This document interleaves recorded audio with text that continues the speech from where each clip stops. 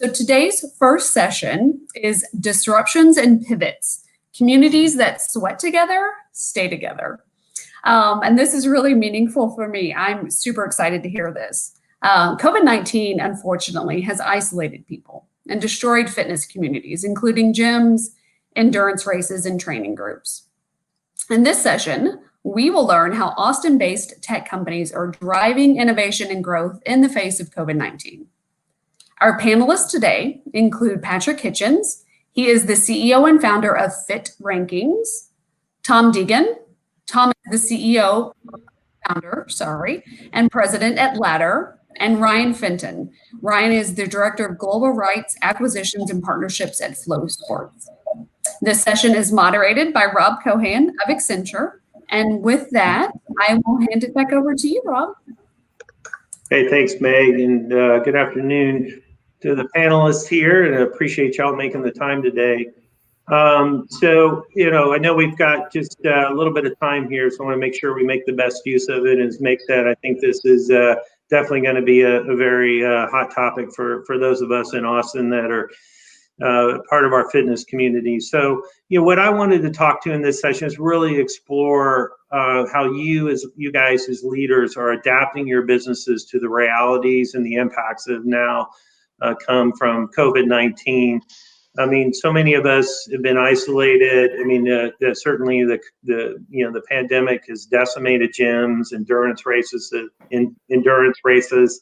and training groups. So, really want to see, and certainly have a few questions for you here, but in particular, explore how fitness and outdoor communities are adjusting with you in this new normal and how, frankly, that we find ourselves in. So I think, Patrick, and then Tom, and then over to you, Lizzie, and Ryan, what I want to do is let's just first start about, having you tell us about yourself and a little bit about what your business does. So Patrick, over to you. Sure. So I moved to Austin in 2007 to help start a company called Flow Sports, which Ryan is still there. And I was employee number 2, he was number 3. And while I was there, I started getting interested in wearables and fitness apps like MapMyFitness in our backyard. Ben currently works there, and Strava, people are familiar with, and others that came out later like Apple Health. I realized that, well, it's interesting to know you walk 10,000 steps or you bike this far, this fast. What I saw as a problem was you couldn't connect this data to brands, nonprofits, organizations that you care about. Your data is basically siloed in a prison. So you fast forward to today, you have 90% of US adults have a health app or wearable, but only a few organizations still can connect to them. So Fit Rankings has built an enterprise SaaS platform to make it easy for organizations to connect to the entire landscape of health apps and wearables. And we've built software tools to create experiences for these communities and capture unique data insights. So we work with organizations like HEB, who can now launch digital health and fitness challenges across 120,000 employees. They call them partners. We work with organizations like USA Triathlon, USA Cycling, Under Armour, Tough Mudder, to create virtual challenges and drive revenue for the organizations. And we even work, thanks to Capital Factory in a lot of ways, we work with the Air Force that's using our platform to track readiness. So final shout out is, hey, we have a live challenge right now. If you Google USA Triathlon, try across America, you can join a challenge, grab a friend. It's free, connect up, maybe MapMyFitness, and ride across the entire United States. Awesome.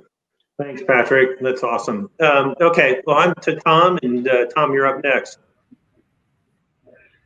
Yeah, thanks for having me. So as mentioned in the intro, I'm the president and co-founder of Ladder. Ladder is a digital fitness platform based here in Austin, Texas, and I'll give you more on that in a minute, but just give you some more on my background. So prior to Ladder, and really Austin for that matter, I spent over a decade in the New York City area in the finance industry, managing hedge fund vehicles on behalf of institutional investors. Left that world 2 years ago next month to bring Ladder down here to Austin, Texas. So more on Ladder. Ladder Teams, more specifically, is a digital fitness product that we built and launched since the quarantine started in March. We built Ladder Teams for fitness enthusiasts who value personal training and structured workout programming designed by an expert coach. We're really trying to remove the guesswork from fitness with expertly designed workout plans. We give the member one-to-one access to some of the top coaches in the country. It's a guided press and play workout experience, and you have the power of community and a team supporting you, all delivered straight to your phone. So that's a little bit on Ladder. Awesome. Thanks, Tom. Appreciate that. Ben, why don't we go over to you and have you introduce yourself and your business as well? Thanks. I'm Ben Mcallister. I'm a senior director of product for Under Armour, where my responsibility is to manage the Map My Run app. So Map My Fitness was an Austin startup, was acquired by Under Armour back in 2013, actually. So it's been part of Under Armour for quite a long time. So hopefully you guys are familiar with the Map My apps, Map My Run, Map My Fitness, etc. And Under Armour is, obviously a bigger company, but a very mission-driven company. And really what Under Armour is all about is trying to make all athletes better.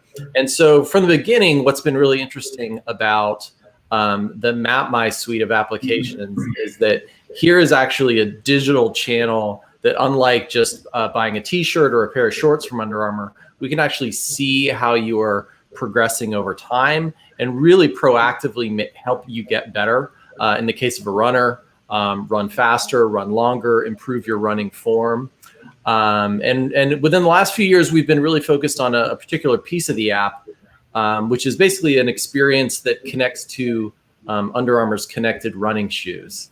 And provides a coaching experience that's all about tuning and optimizing your running form. And I'm sure we'll get a chance to talk about this later, but Fit Rankings has recently become, a pretty interesting partner for us because this is, as we've seen in COVID, this massive surge, sort of a massive return to running in the United States, especially, but really all around the world. Leveraging partnerships like the one we have with Fit Rankings has actually been really crucial to how we've responded to what's happened in COVID. Okay. Awesome, Ben. Thanks for that. Okay, great. So Ryan, last but not least, we're going to turn it over to you for real quick. Great. Yeah, I appreciate it. So Ryan Fenton, Director of Media Rights and Acquisitions and Partnerships at Flow Sports. And similar to Pat, moved to Austin, got a little over a decade ago now. I was 2008, moved down here to help start and grow the company that we know today as Flow Sports. And, I think simply put, there's a ton of media coverage out there for sports like the NFL, for the NBA, Major League Baseball. The founders that we have came from sports like wrestling and track and field, sports that are grossly underserved in terms of media. And so our company launched to be an outlet for these sports that did not have a voice, where there were stories that were not told. And we did everything digitally, which was a big differentiating factor for us. And so we're now a live digital sports media company that streams 10,000 plus events a year across about 27 different sports channels. And yeah, so this is a fun conversation because as you guys probably know, a lot of sports have not been streaming lately. So excited to talk about everything that 2020 has brought to each and every one of us and how we've all adjusted here and have come out on hopefully a pretty good side of this thing. Yeah, no doubt. Well, I mean, look, gang. I mean, here's the deal, right? How has COVID-19 helped or hurt your business? We don't need to go in any particular order. Patrick, we can kick off for you since you went first to get it started. But I think, for me, it's, what does the impact of COVID-19 really look like to you guys and frankly, our communities, our fitness communities? So let me kick it over to you. Helped or hurt your business?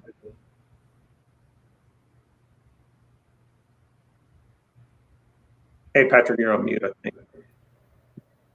You want me to start, Rob? Yeah, go ahead and kick us off there. Sure. Okay.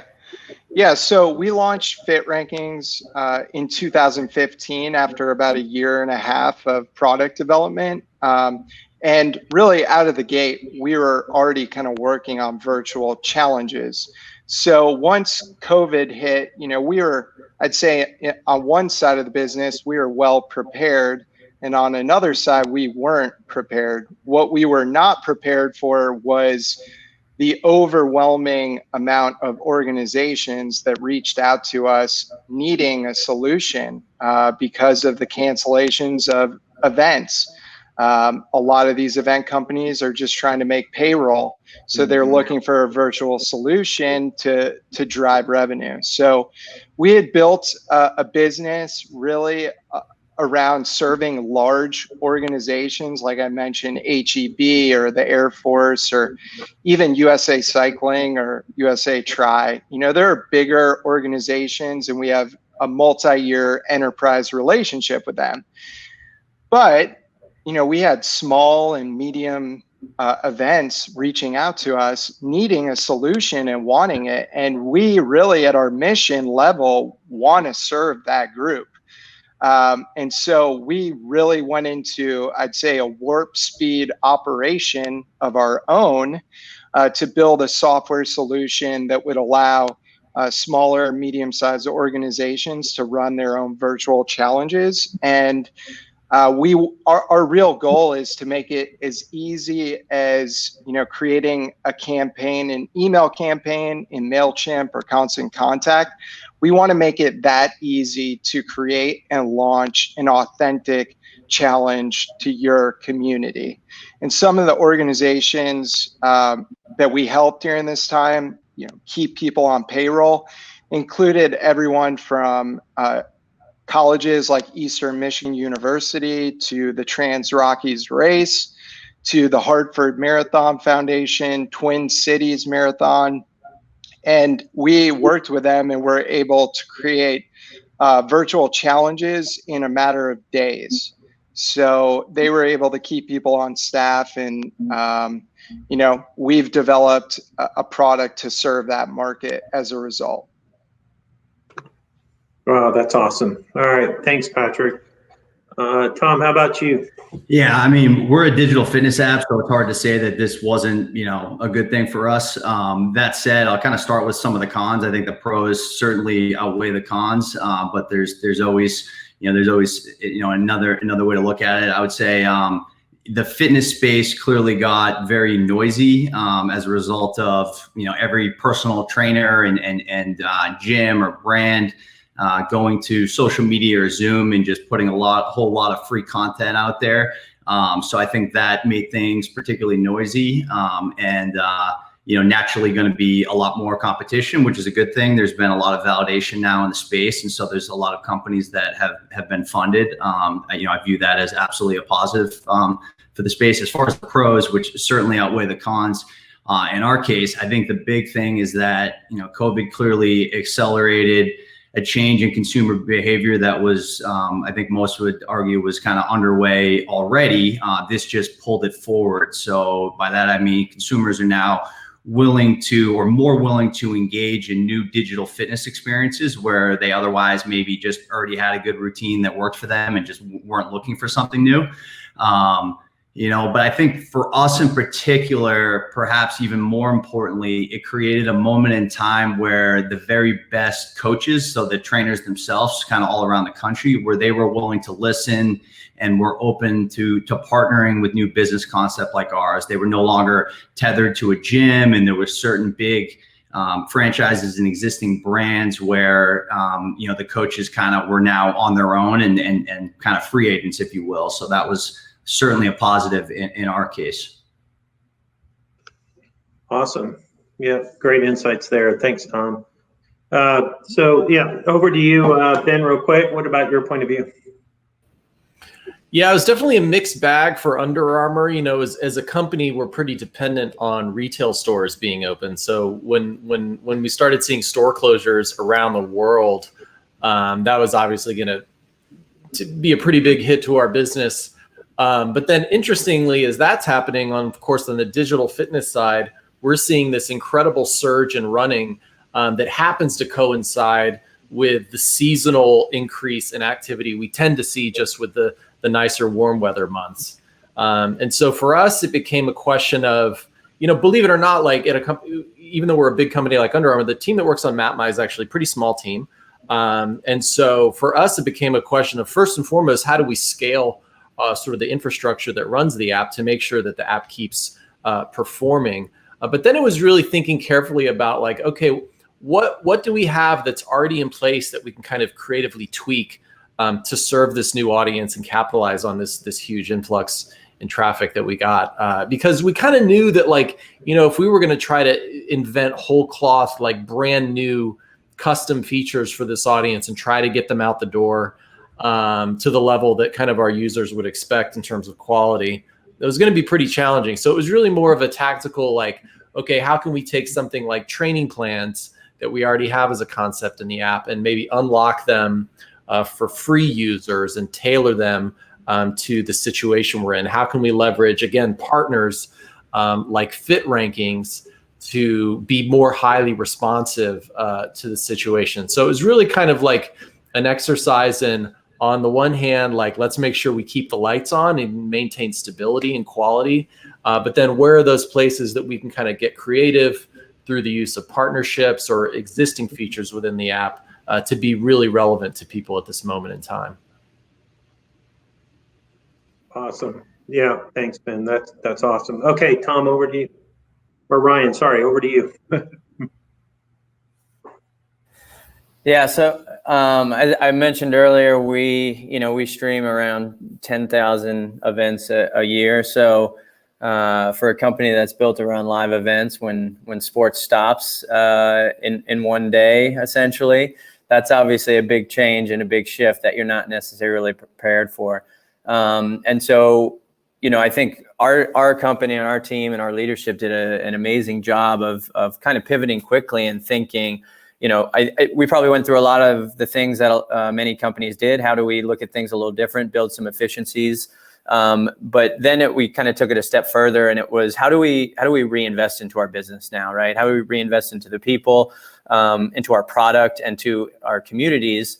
And as a company that is serving communities on a daily basis with live events, how do we now pivot that and still think of content, right? And so we had to get real creative in how we approached content, produce content, use content that we've had from really a significant library of special events in sports, and figure out how do we engage these communities that we have built and that have come to expect Flow Sports to be the place as their outlet, right? And their outlet in a time where there's not a lot happening literally around the world, right? And so sports for a lot of people is kind of a place they can go and have entertainment, have some fun, watch their team and athlete, whatever it might be. And so how do we service that community and that fan, and that's, for us, that subscriber. And so we were able to do some really kind of innovative things with content that we haven't really had to think outside the box to do over the past few years when you're really focused on the live event side. We were able to invest into our product. So when events did start coming back online, how can we make that experience more engaging for fans who are sitting at home for months on end here, and created things like watch parties where while you're watching your live event, you can be actually chatting with other fans and maybe your friends that are watching from different states that you're not able to be with at that time. We were able to incorporate, things like influencer chat, where, we just started a partnership with the Tour de France, and as one of their broadcasters brought in some of the top pros in the world that were actually not competing at the tour this year to host watch parties and interact with the fans. So they could throw out Q&As, they could give insight on what the riders were going through as they're going up these crazy climbs in France, and really engage with people in a way that we hadn't really challenged ourselves to do, frankly, in the past. And so it was a lot of investment that went into building that platform and the engagement that fans were able to get through watching their events and content on Flow Sports. And then in a couple of our what we call verticals or channels, sports, we were actually able to launch some virtual events in places where you might not suspect it, but places like marching band and cheerleading, where we have a number of partners that were really in a tough spot because events are canceled.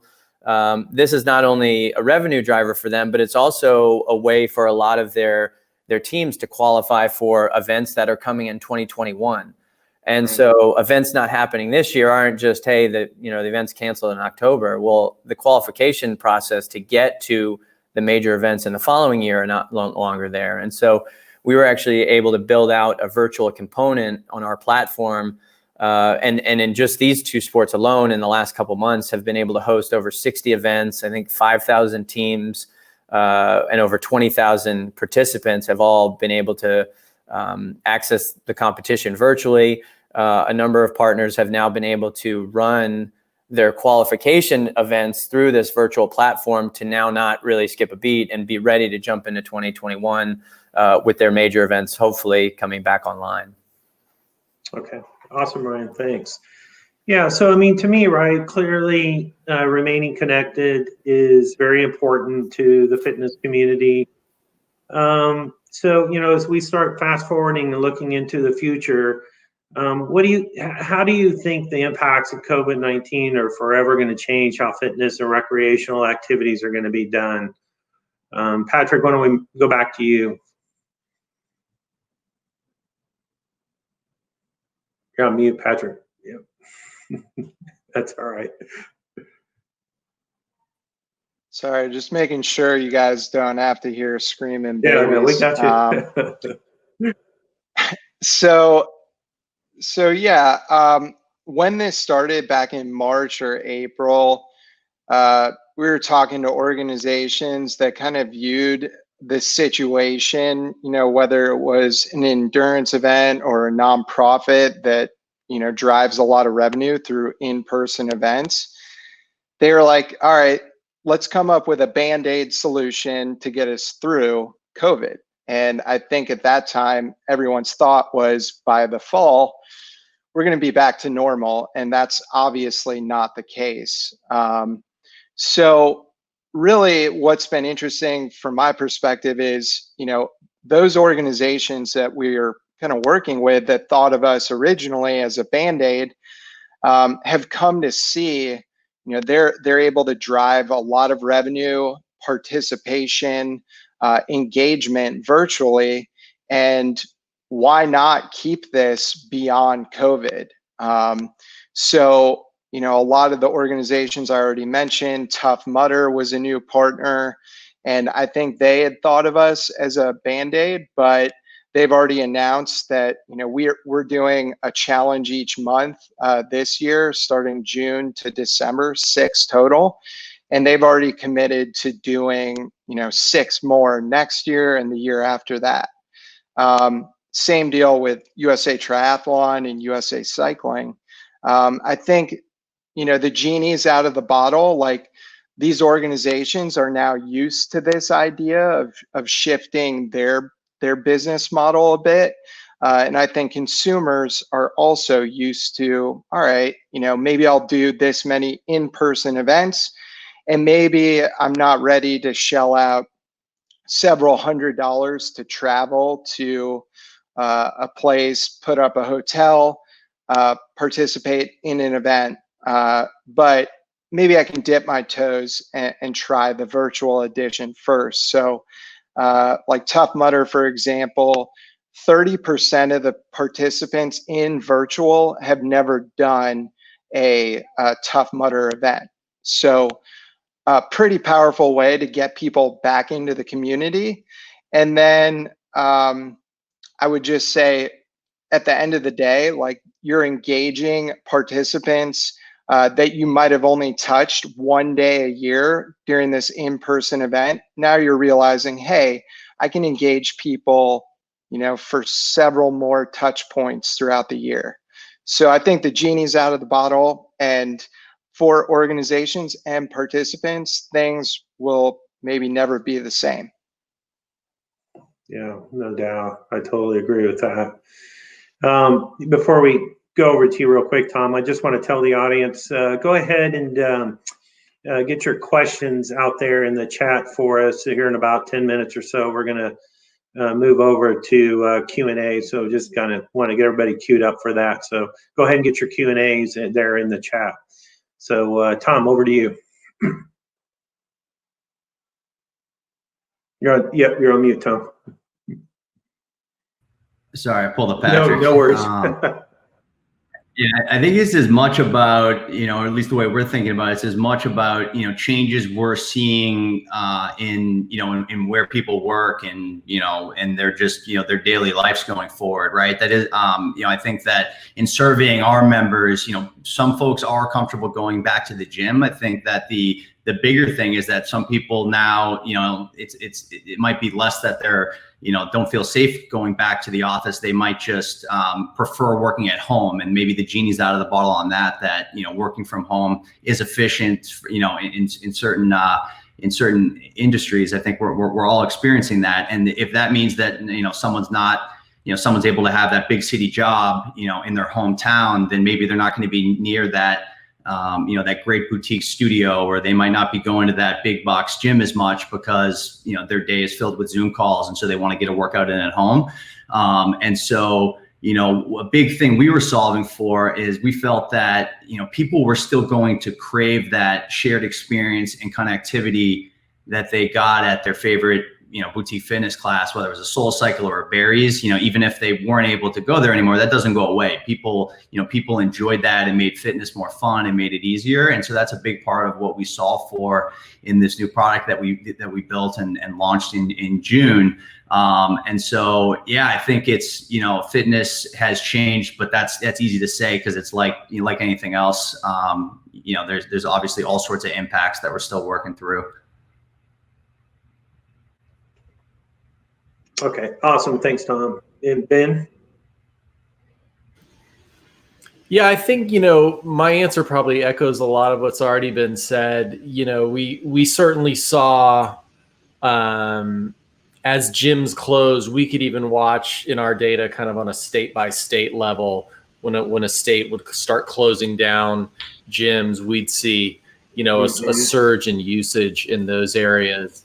But what we also know was happening is, it wasn't just that people were going to sort of the easiest thing available, which in our case, might be a free tracking experience for running.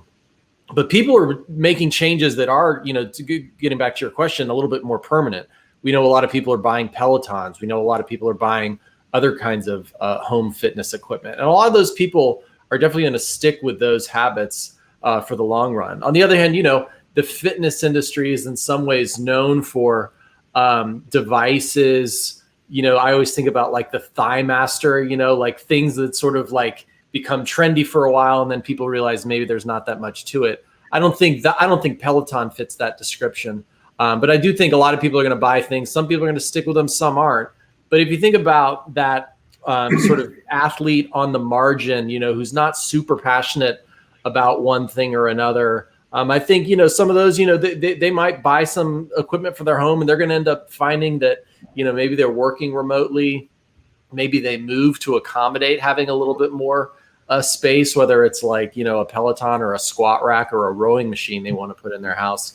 And a lot of those people are going to decide that, that works pretty well for them and they're going to stick with that. So I think, for us, it becomes a question of, on the one hand, how can we be more relevant for people to make running a part of their routine. And it also is for us, I think, where that connected shoe experience comes in for us as something that's adding a little bit more stickiness to the equation, a little bit more data, a little bit more insight into what's going on, which is to say that really, when the landscape gets not just more full, but more competitive and a lot of other people coming into the space, there's just a higher bar for bringing value to the end user. So that becomes our focus at the end of the day. Okay, awesome. Thanks, Tom. Brian?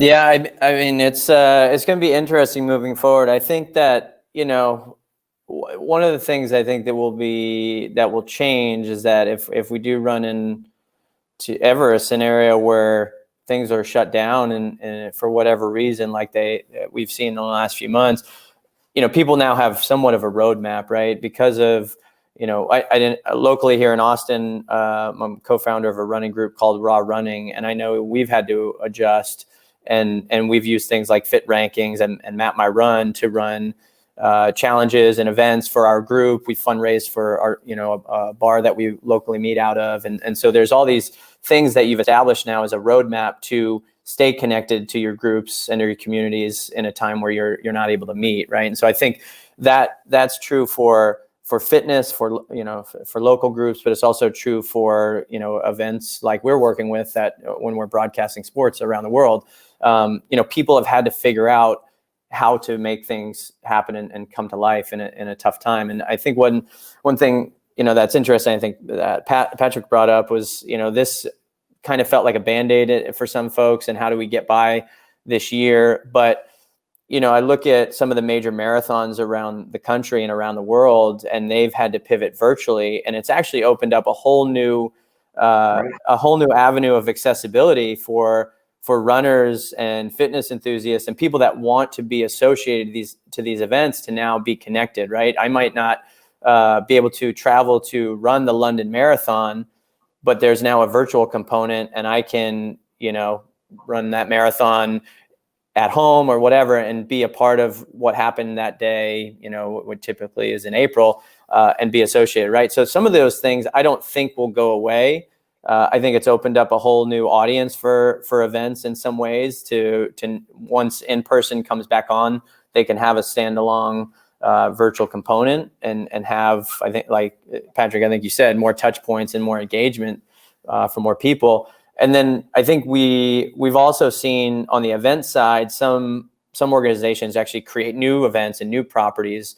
The UCI, the World Governing Body in Cycling, is one that's actually launched an esports world championship that they'll run through the Zwift platform. And, so that's something now where cycling has a number of different disciplines in BMX and road cycling and mountain biking and so on. And now they've opened up an esports component because it's been such a big piece of the cycling community in 2020. So I think there's a number of different things where new things have come up. There's some almost shoulder events and some of these virtual outlets that will continue to progress. And then again, people will have now a path forward and how to handle these situations if and when they come up again. Yeah, no doubt. Sounds like change is here to stay in many ways. Just a kind of fun question for you guys before we move over to Q&A here. So back in May, I drove all around Austin trying to find a bike. It was a nightmare, frankly, just so I could ride around Lady Bird Lake, much like everybody else wanting to get out and do things. And so we're seeing all these kind of weird things in lockdown, right? Where we're, perhaps not surprising to you, but phenomenon like, bikes, boats being sold out, camping gear, sporting gear, etc. Before we move to Q&A, in no particular order, interested in your take on this. Is this here to stay? Maybe it's tied to, as you were just saying, Ryan, this thing of working from home and being, frankly, I guess we could be virtual in a lot of ways as well. Interested in y'all's take on this. Either one of you can kick that off. This on things selling out. Is that what you're saying? Yeah, I mean, are we going to continue to be selling out bikes and boats, camping gear? Yeah, I mean, we've certainly experienced it. One point of friction for us was, no matter how good a coach is, people get sick of body weight movements fast. And when you're programming for a group of members, you want to make sure that they have access to the same equipment ideally. And so what we did was we need to get access to dumbbells and kettlebells.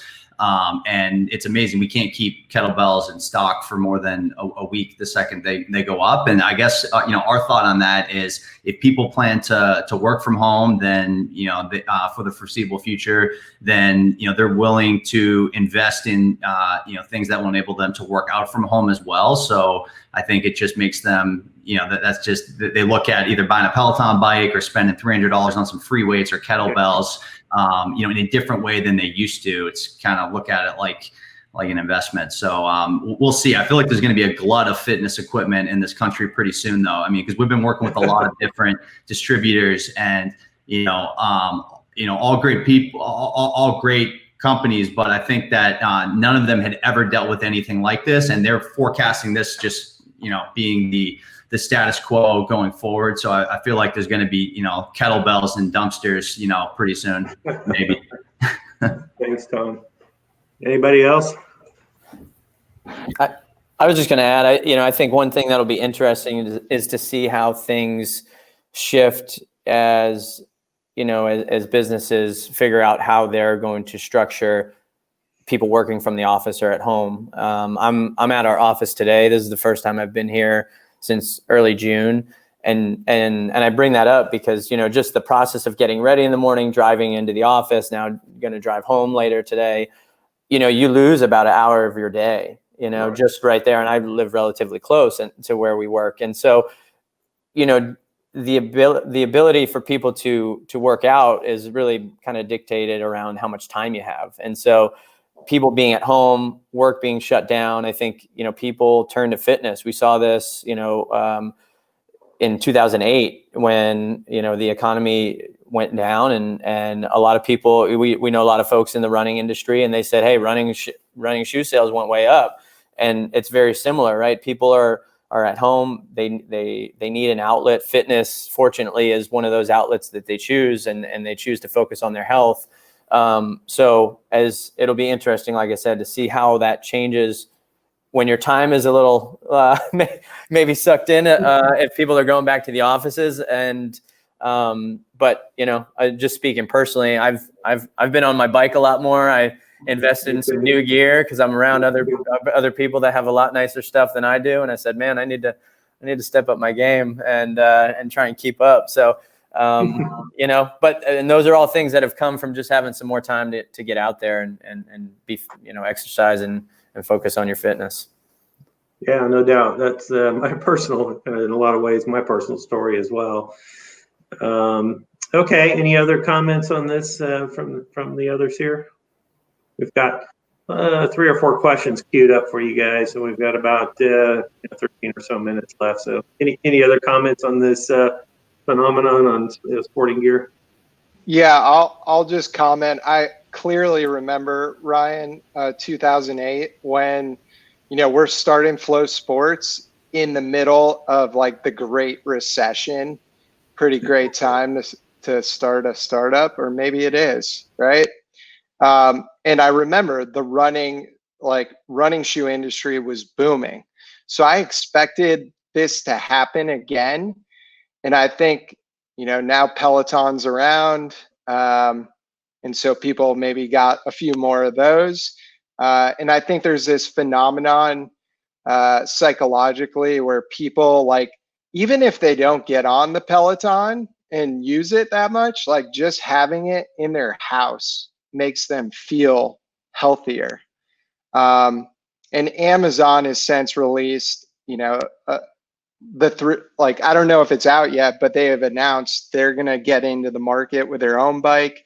Zwift raised $450 million, and they're going to get in the game. So, man, Ben, I'm thank you for the love you've given me on this panel, but I'm curious to see your thoughts on where's this going to go? Is there going to be an oversaturation of at-home bikes, or where does it go? Who wins? It's a great question, and I think the examples you guys have brought up around 2008 is spot on. I was talking to one of our running coaches who was commenting on at that time period he had a lot of runners that were getting in the habit of running around 3 p.m. Because they had lost their jobs, and this was like a pretty common pattern at that time. And then when the economy improved, what basically happened to those folks is they stopped running because they hadn't really set up their routine in a way that was going to conform to having a job. And I think that that's kind of like an interesting question for all these other new companies as well, is what is that transition going to be in the user experience, and how do you help somebody make that migration? I don't know that I have a good answer. I mean, I think to me, like, what's so interesting about people buying home fitness that I think is going to be challenging for everybody in this space is people are really scrutinizing the economics of fitness, right? Like, does it make sense for me to spend 50, 80, maybe a few $100s a month on a gym membership if it's a super high-end thing, when I can, you know, I can do the math on that and think like, wow, over a year, I've got a pretty good budget.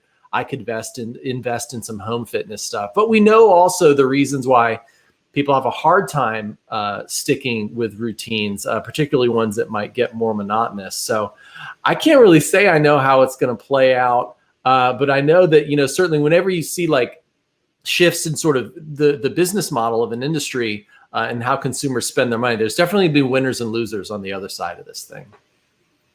Yeah, no doubt. Awesome. All right. Well, thanks, guys. So we've got a few questions here for you. First one out of the gate here, Patrick, for you. The question is, what has been one of your favorite moments since launching? Yeah, I can answer that.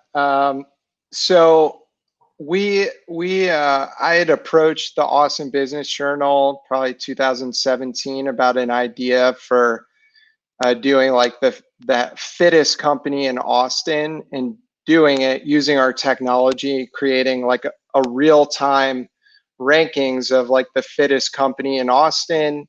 Any employee could participate just by connecting up a free fitness app like Map My Fitness or, you know, wearable.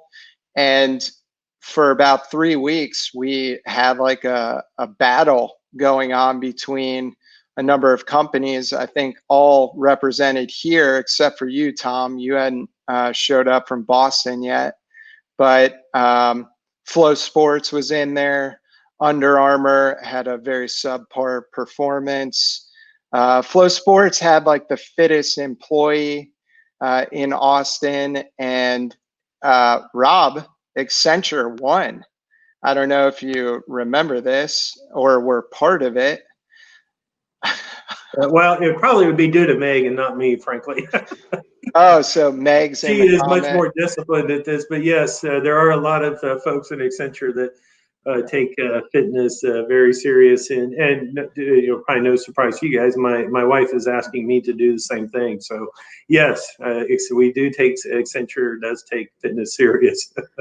Yeah, so I love that moment. There's a lot of moments, but that one stuck out because it was really like a level playing field in which, you know, a lot of employees, you know, might be like lower management or just like really not be recognized by their employer or even coworkers. And we saw people that were not Ironman like level athletes, just like someone in accounting who just like in their 40s who walks like 20 miles a day. We saw them getting recognized, and I thought that was really cool. And cool. Yeah, shout out to Accenture taking the grand prize. Yeah, so, thanks, Patrick. Yeah. Awesome. All right. Well, appreciate that. Let's see. The next question on deck here is for Tom. So the question is, I'm always fascinated by career progressions. How did you find your way from hedge fund manager to founder at a fitness startup?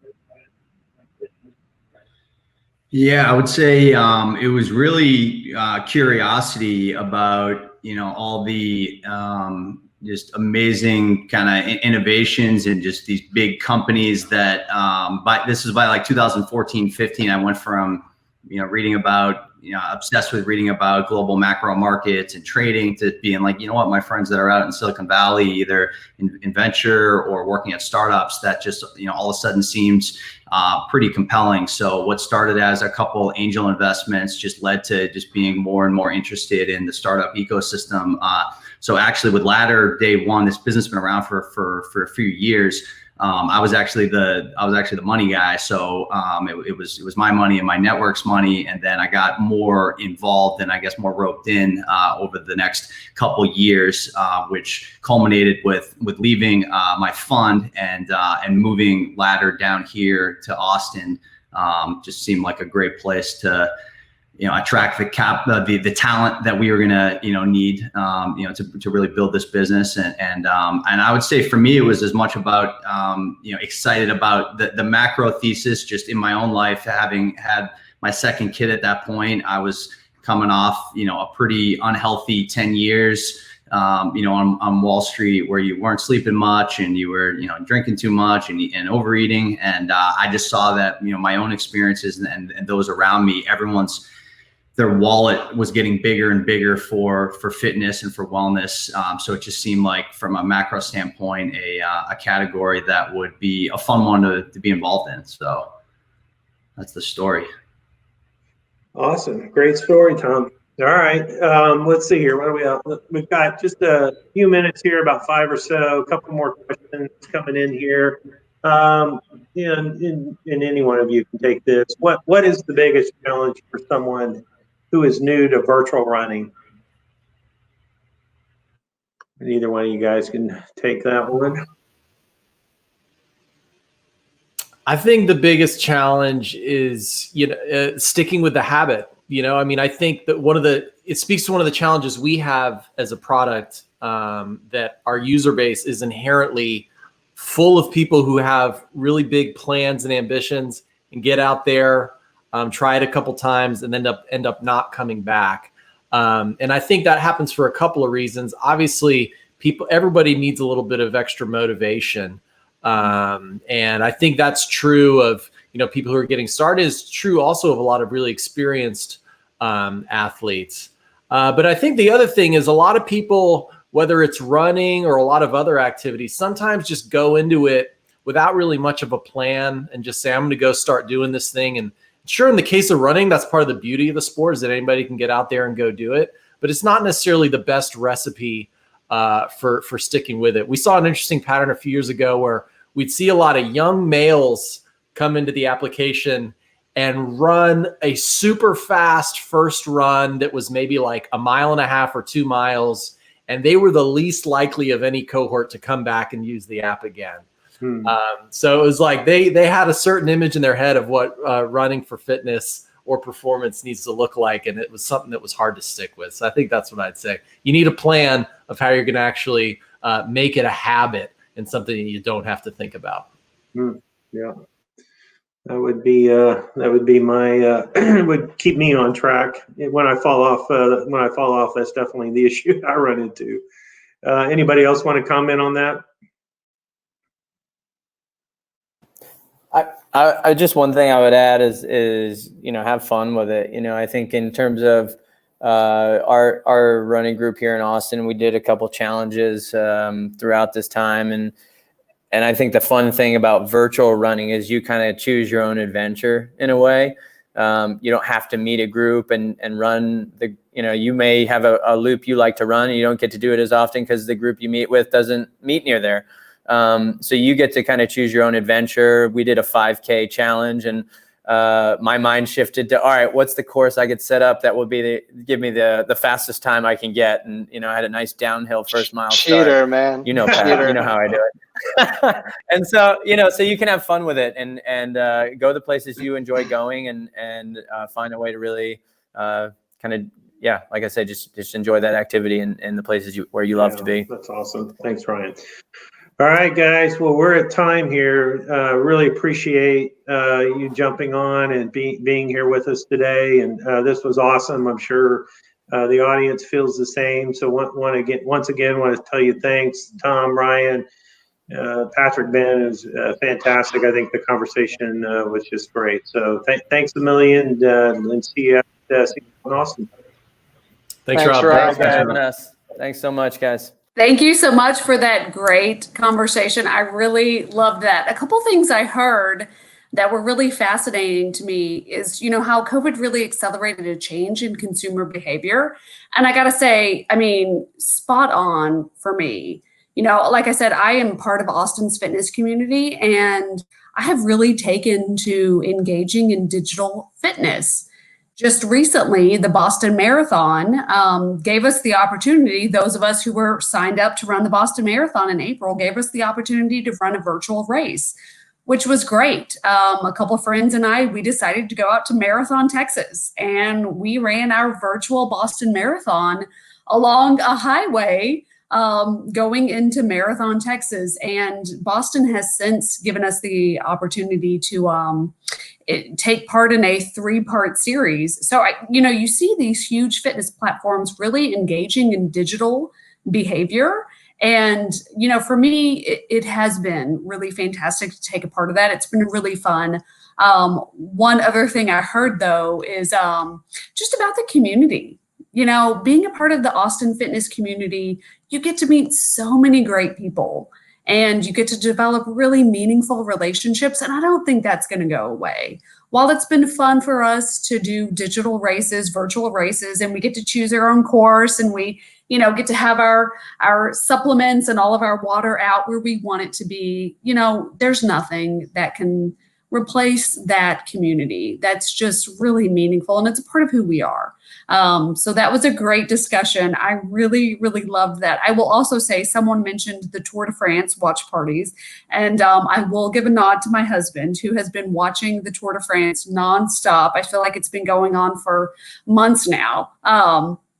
So that has been, I think, really fun for him.